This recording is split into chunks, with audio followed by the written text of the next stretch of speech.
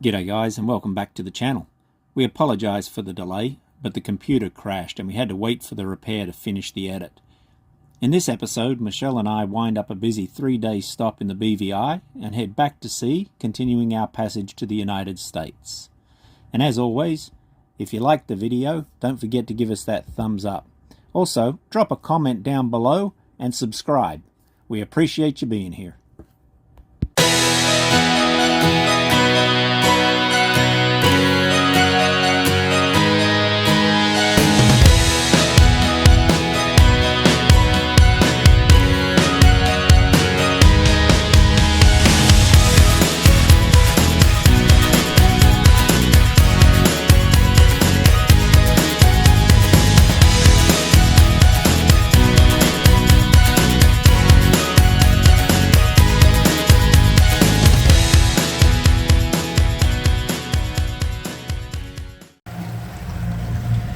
Alright guys, that's the United States right there. The United States Virgin Islands, that is St. John. And then, if I turn this way, that's Britain. That is the British Virgin Islands, Tortola. And we are on our first day of passage back to Key West out of the BVIs.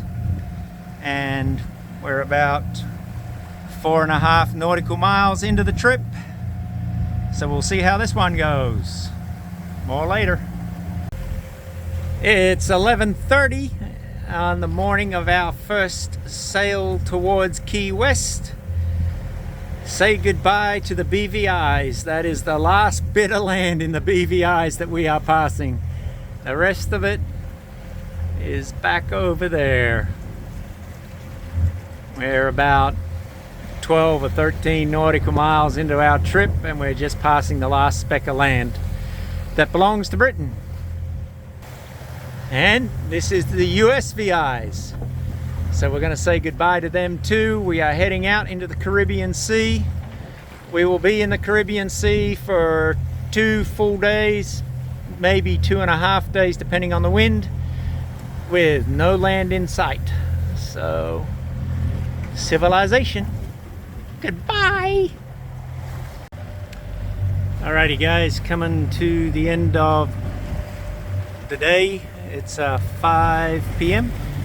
on the first day of our passage back to the United States, and it's been, let's say, a disappointing day. One of the things that we do when we get ready to make a passage is obviously check the weather window, make sure that there's not going to be any major storms or anything in the road, make sure that we've got clear passage that way. And then we also go to a website called windy.com, and Windy tells you how much wind you can expect. And so like on the passage from Grenada up to the BVI, Windy had said that we were expecting 10 to 20 knots of wind, which would have been great sailing weather. We did not get above 10 knots of wind the whole way. So Windy was miles off, and it was a huge disappointment because we had to run the engine all 3.5 days, chewed a lot of diesel, cost us a lot of money to fill the boat back up and fill up our additional storage containers. And then on today, when we had checked windy.com, they said again 10 to 20 knots of wind all day. Should be great.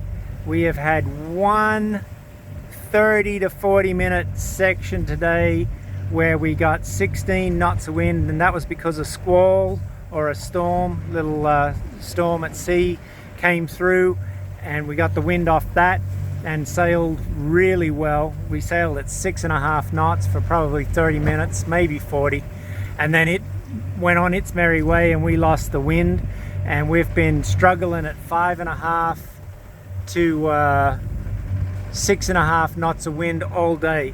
So Windy is not only inaccurate, it's just downright wrong, and it's a huge disappointment because, again, as you can hear, we're having to run the motor, which means we're chewing up diesel, which means we're going to have to stop somewhere on the way to fill up the boat and fill up our storage containers again so that we can make the US. One of those things that's just unfortunate, maybe we'll just have to go to predict wind or somewhere where we can get an accurate wind report. Anyway, that's the end of the day one. Hopefully tonight will go smooth. It looks like it's going to be a great clear night with not too much going on. And then we'll make a turn westward here in about another 20 or 30 nautical miles. We'll catch up with you in the morning. Alrighty guys, good morning. It's day 2 here on this passage. We've had rain, squalls all around us this morning. You can see the remnants of it. Thankfully have not been in any of it yet, so that's good. You can hear the sails in the background flogging around. We've got to get those sorted out so that we can sail downwind. You can hear the motor running because we don't quite have enough wind to get us where we want to go. We're running the motor because we're about 130 nautical miles from the Dominican Republic in the middle of the Caribbean Sea, and there is a passage between the Dominican Republic, Turks and Caicos, and on up into the Bahamas, and I want to get there relatively quickly, as quick as we can. I don't want to, be stuck out here in the middle of the Caribbean Sea if weather is going to come in. So I decided with Michelle that we would run the engine at least for 2 days, push us into that passage, and then we'll re-evaluate and probably shut it off then and just sail that passage up through the Bahamas. Anyway, right now we've got about 1 to 2 meter seas, so that's about 3 to 6 feet seas. It's getting a little interesting, but it's okay. We're doing great. Everyone's good, and we will move on from there. Talk to you later. Alrighty guys, forgive the engine noise in the background, but I just came downstairs after finishing my shift this morning. Went into the bedroom to get a pair of shorts and a new shirt, and look and behold what I found on the floor. This we have seen a lot of. This, my peeps, is a flying fish. Right there, see his wings? Anyway, the only way he could have got in here is through this little hatch right here, or through the door and bouncing down here. Your guess is as good as mine, but I better get him out before he stinks the place out. And the mystery of the flying fish entry has been solved. There on the inside of the Dodger, we have the incriminating scaly evidence, and that means he did a perfect 3-point shot and landed through the hatch. In fact, there's another piece of scaly evidence right there. So he flew out of the sea, hit the Dodger, and bounced in to kill himself. Kamikaze fish. Hey guys, it's about 3 o'clock on day 2 of our journey back to the mainland USA from the British Virgin Islands. Let's see, 3 o'clock, we've got 10 knots of wind apparent, so not great. We're still having to run the engine, which is extremely annoying.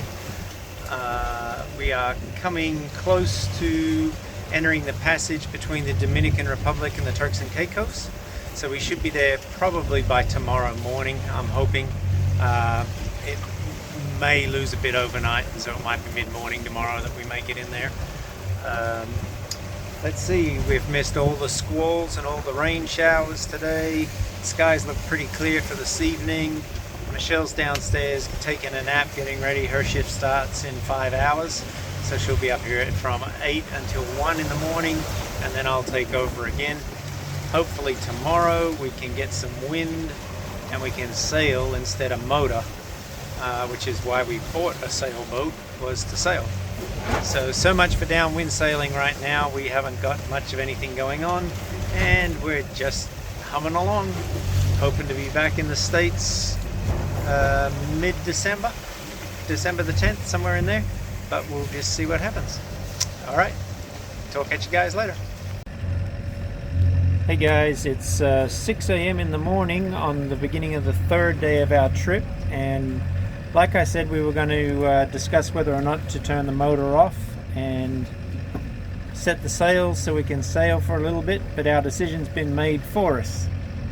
3 knots of wind or less. Guess we're leaving the motor on. You can't sail on that. One thing it does do though is give you very calm, flat seas. So while the motoring's going to be easy, we are going to chew diesel, and we are going to have to stop at Great Anagua Island, which is the first island we'll come to for the Bahamas, which is about halfway through the passage, and we'll have to fuel everything back up. The joys of it. Alrighty guys, we are officially in the North Atlantic. We've left the Caribbean Sea. Once we hit this little passage, I keep calling it a passage, I don't know what else to call it, but we are officially in the North Atlantic Ocean. Dominican Republic is right over there, about 30 plus nautical miles, which we can't see because of the cloud, and we are making our way towards the Turks and Caicos and the Bahamas, which we will get to probably tomorrow. So we're going to spend about 3 or 4 days in this passage slash channel up through to the Bahamas, and then it'll be another 2 days across the Gulf Stream to get over to Key West. So, and the only reason we're calculating that is that's based on the engine running at 5 knots. So if we get wind and we can do better than 5 knots, we'll do it quicker. So tell whatever gods are out there that are in charge of the wind to give us some, because this is getting kind of monotonous. All right, talk at you later. G'day guys, just after lunch on the third day, making our way across the North Atlantic passage between the Dominican Republic and Turks and Caicos and the Bahamas. Dominican Republic is straight in front of you somewhere. Every now and then we catch a little sight of land under the clouds, but it's about 30 nautical miles out of the road. And then if I take a pan, hopefully don't get you sick, back in that direction is the Caribbean Sea, US Virgin Islands, British Virgin Islands, Puerto Rico.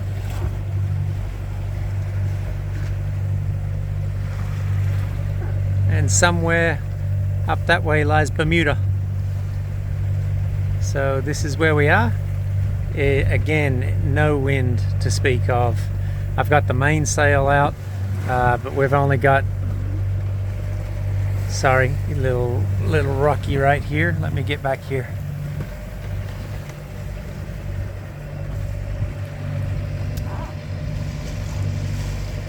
.2 knots of wind apparent, doing 5.4 knots speed, so slow going.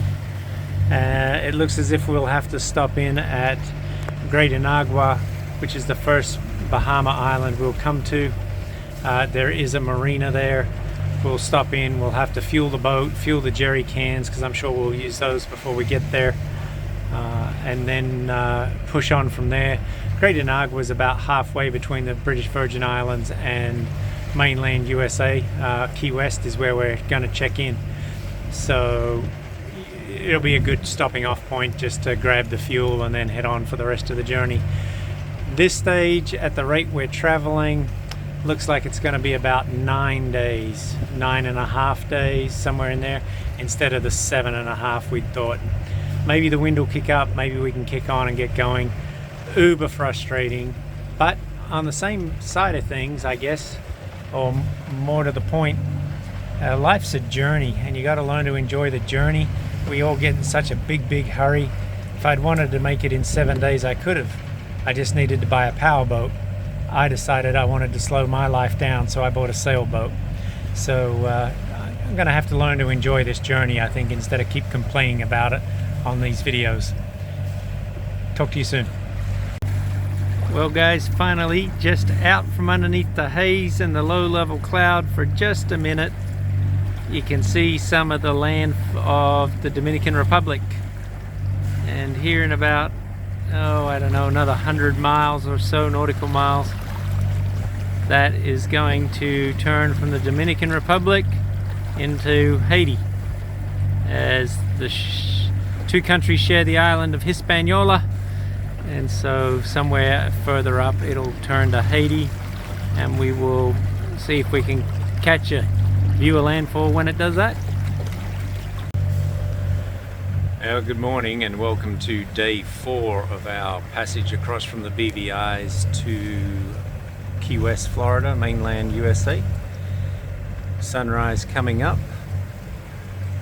The old saying, red sky in the morning, sailors take warning. That was red as anything when it first came up, so not the pretty orange it is now.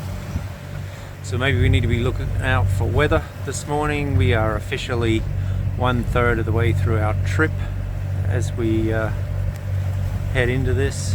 So we're trying to make, as I said yesterday, Great Anagua, which is the first Bahama island you come to, so that we can buy fuel. We've been having to run our motor for the 4 days and probably into tomorrow, which will be 5.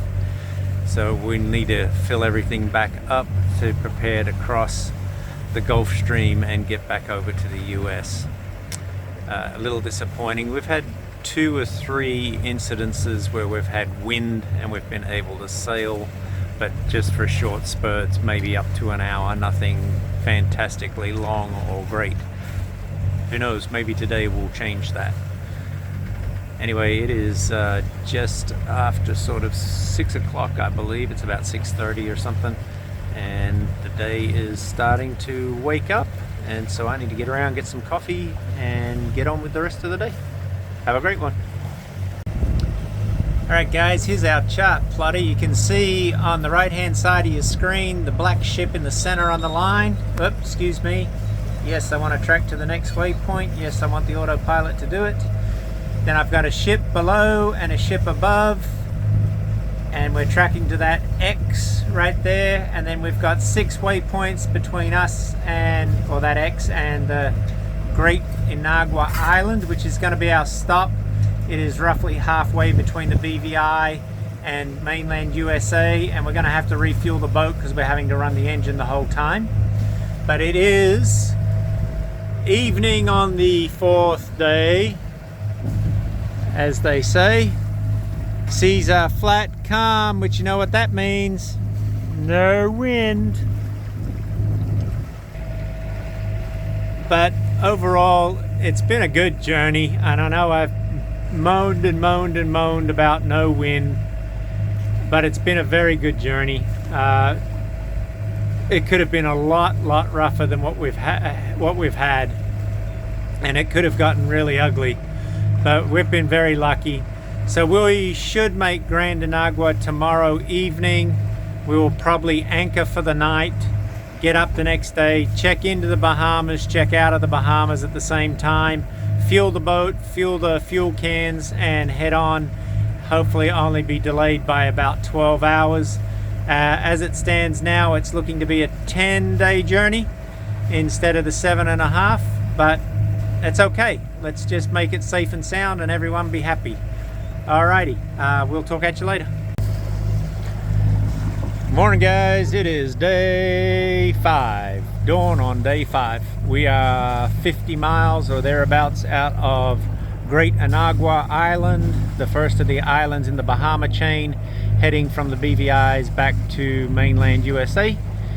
And we are hopefully going to be there this afternoon between 2 and 3. We need to fuel the boat, fuel up the diesel containers, and either get back on the road or on the seas and keep on going, or we're going to have to wait for immigration and customs to be there in the morning so that we can check in and out and then fuel and do everything else. So it's going to be a bit of a wait and see. Hopefully we can get on and get going and not have to worry too much about it. But that's the update for the morning. Flat seas, no wind, and the current that we had last night has left. So this has been the journey of, we've either had fair winds or following seas. We just can't get the two to operate together. Anyway, we will talk at you later. Hey guys, it is now 10 o'clock in the morning, and maybe, just maybe, you can see that spit of land sticking up above the horizon there. That, we believe, is Little Inagua. That is on the north end of Great Inagua. There's a passage between them, which we were meant to take, by the way, if we didn't have to get fuel, but we've had to detour. We are 30 miles, nautical miles roughly, away from Great Inagua, so at some point in the time, if I can get that pole out of the road, in that direction, we will start to see Great Inagua ever so slightly come up over the horizon.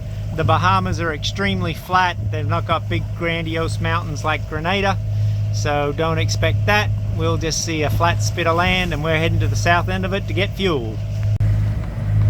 So we finally have some wind. Been gusting up around 7 or 8 knots, look at that, which is awesome. Which has led to, yes, the sails are out. What the heck? And pillowing nicely. We do still have the engine on, but we are making about 5.67 knots, sometimes over 6 knots. So hopefully things are on the up and up.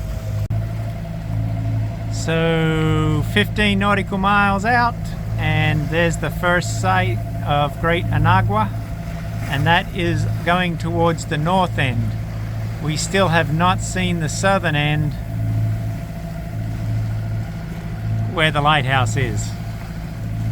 We can see the lighthouse, we just can't see the island.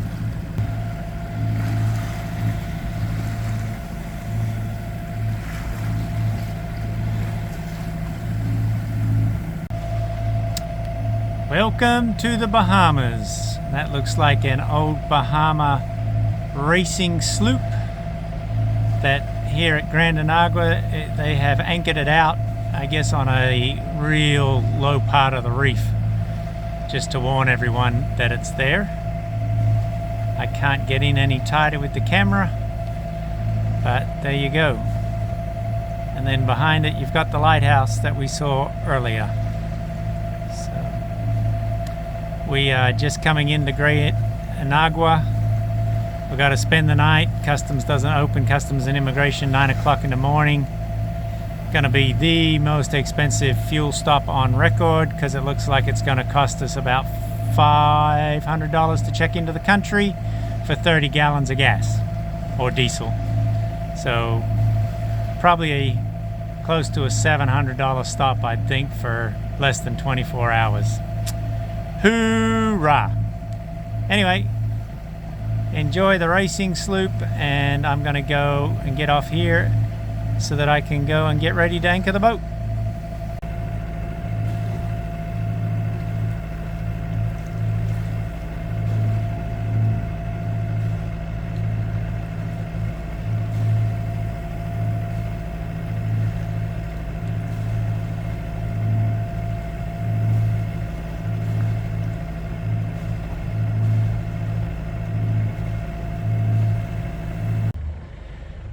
Welcome to Great Inagua Island Marina. Just a tiny, tiny little marina. One mono, one cat. There's where you can launch your boat for the day. There's a fuel dock there somewhere apparently, but it is way too shallow for Michelle and I's draft to get in there. So we'll be ferrying jerry cans, fuel cans back and forth to the boat to get it full and get gone. We're here for the night. Customs is closed, immigration is closed. They don't work on the weekends. Don't open till 9 a.m. tomorrow morning. We've got some work to do between now and then to get ready for the second half of this journey. I am actually very thankful to be here, and very thankful that I have a night that I can get a full 8 hours sleep in one go. We are starting to wear out after 5 days, 4.5 days to get here. 5 hours on, 5 hours off watch, and you really only get to sleep for about 3 of the 5. So it's I'm glad I'm going to get a decent night's sleep. I'm sure Michelle is too. But that, ladies and gentlemen, is Great Inagua Marina, and there's part of the island and the homes.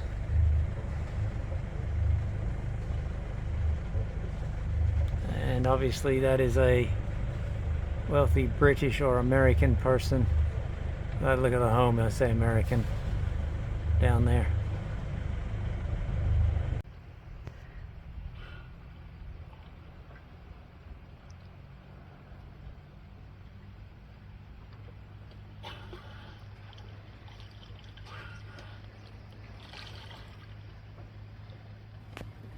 Well, that's it for this episode. Enjoy our dolphin friends who came right after we had anchored the boat. And as always, get out there, explore, engage, and experience all this world has to offer. Until next time.